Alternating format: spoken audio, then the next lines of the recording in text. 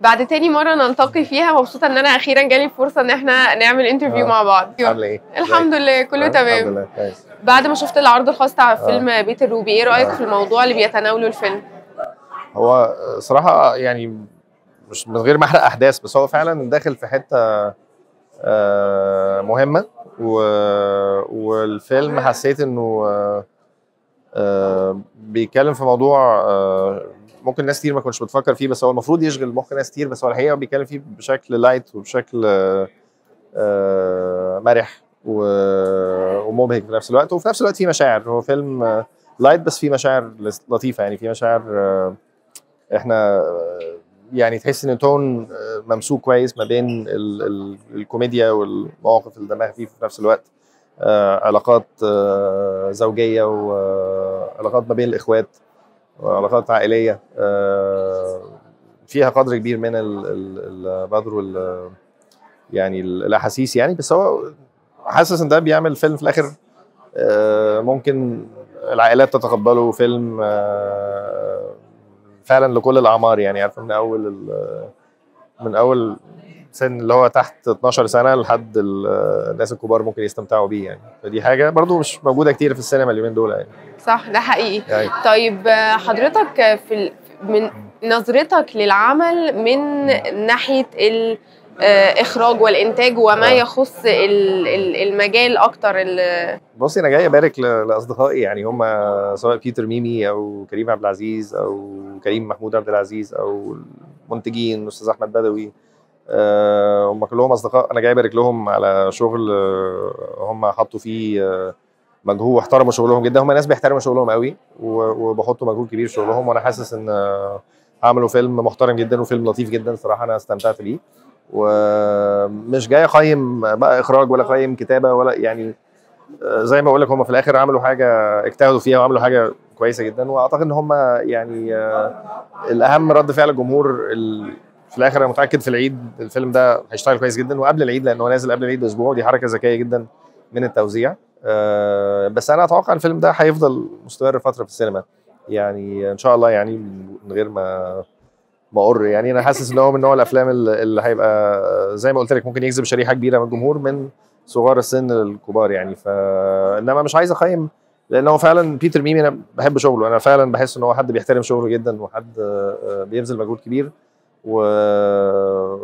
وبحب اتابع شغله بشكل عام يعني. وكريم انا يعني بالرغم ان هو صديق اللي احنا عمرنا ما اشتغلنا مع بعض، وانا نفسنا من زمان، انا هو من ساعه ما كنت بكتب بس من قبل ما انتج كان دايما عندنا خطه ان احنا نشتغل مع بعض، ودايما بيحصل حاجه تبوظ الموضوع. فيعني في يوم اكيد هيحصل يعني حاطين ده في الخطه المستقبليه. والله لا من زمان يعني، بس اكيد هتحصل في يوم ما يعني. اكيد يعني. ده هيبقى عمل رائع. اتمنى ان شاء الله. طب وحضرتك ليه شايف ان هو فيلم زي ده ممكن يبقى من الافلام اللي بتستمر حتى بره الاعياد والسيزونز وكده؟ لان هو فيلم محتاج الناس تفكر في موضوعه يعني.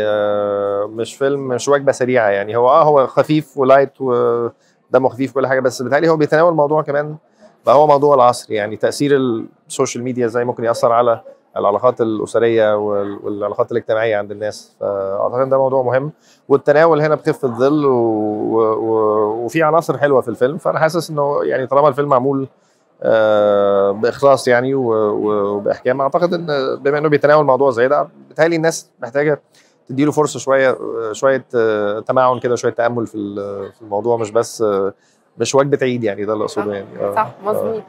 طب حضرتك شايف ايه العوامل اللي بتساعد في نجاح في اي فيلم بيطلع؟ يعني مش عايزه اقول فشل، لانه احنا ما اظنش ان بنتكلم في الحاله دي. لا اعتقد ان في فشل ان شاء الله خالص، هو الفيلم مكسر الدنيا. بس ايه العوامل اللي بتساعد على النجاح؟ اولا انا بحس ان طبعا الناس في الظروف اللي احنا عايشين فيها دي الناس عايزه حاجه تبسطها، وعايزه يعني عايزين يفكروا، بس مش يعني اعتقد الناس اوريدي عندها هموم كتير، فبالتالي بيفكروا كتير قوي فعايزين يفصلوا. يعني فكره ان السينما دي ترفيه، وان السينما عنصر للبهجه والضحك والمشاعر برضو كل حاجه، بس من غير يعني طبعا مش انا على فكره بعمل افلام ممكن تكون في ناس بتتفرج عليا دلوقتي بتقول بس هو بيعمل افلام عكس كده تماما، ساعات تكون افلام جد جدا وافلام مهرجانات وافلام، بس انا برضو بحب الافلام الكوميدي وبحب الافلام مع ان انا مش مصنف الفيلم ده كوميدي بحت يعني، بس هو فيلم كوميدي اجتماعي بيناقش فكره مهمه. فانا شايف ان مهم يبقى عنصر الترفيه عامل مهم جدا. ومش قصدي ان كل الافلام تبقى بتضحك، على فكره مش شرط كل الافلام تبقى كوميدي، بس افلام النوع عامه مطلوبه جدا في السينما بتاعتنا، سواء الاكشن او الاثاره او الرعب. الكوميدي طبعا احنا بنعمله كويس وبيتصدر، الكوميديا بتاعتنا بتتصدر بنجاح كبير للخليج والسعوديه، ويمكن بسبب نجاح السينما في السعوديه الفتره اللي فاتت وخاصه في افلام الكوميدي في اتجاه عند السوق ان احنا ننتج كوميدي بس، وده حاجه مش صحيه قوي بالنسبه للسينما المصريه. لكن فكويس ان احنا نشوف تنويعات مختلفه على الافلام الجماهيريه يعني. فانا حاسس ان طبعا الكاست عنصر مهم جدا لنجاح الفيلم، الكتابه ان الفيلم يكون الى حد ما فيلم ليه ايقاع سريع، ليه طبعا في حاجات خارج الصندوق. احنا مش يمكن الناس زهقت شويه من فكره التكرار، او ان احنا دايما بنروح لنفس الممثلين ونفس الافكار ونفس حتى نفس نوع الضحك، يعني نفس الافيهات ونفس المواقف اللي احنا بنشوفها في الافلام الكوميديه كلها. فان الفيلم يخرج بره الاطار التكرار ده اعتقد دي حاجه اوريدي صحيه لحد ما يعني. ده نجاح كبير جدا فعلا. طيب أوه. نختم باهم سؤال. ايوه. ماذا تعني السينما لمحمد حفظ؟ انا بالنسبه لي هي اكتر من مهنه صراحه، هي بدات كهوايه وعشق كبير ليا، وقررت ان انا احترفها، وقررت ان انا اديها جزء كبير قوي من حياتي، يمكن الجزء الاكبر يعني. تعني كتير جدا. بالعكس الناس اللي بشتغل معاهم كمان، مش السينما بس، الناس اللي بتعاون معاهم اللي بشتغل معاهم والمخرجين والكتاب والممثلين، يعني انا بصراحه سعيد جدا بالحياه اللي انا عايشها على المستوى الاحترافي، يعني على المستوى المهني. بعمل حاجات متنوعه جدا ما بين الافلام اللي ممكن تكون يعني ممكن لو عايزه تقولي عليها افلام مستقله، افلام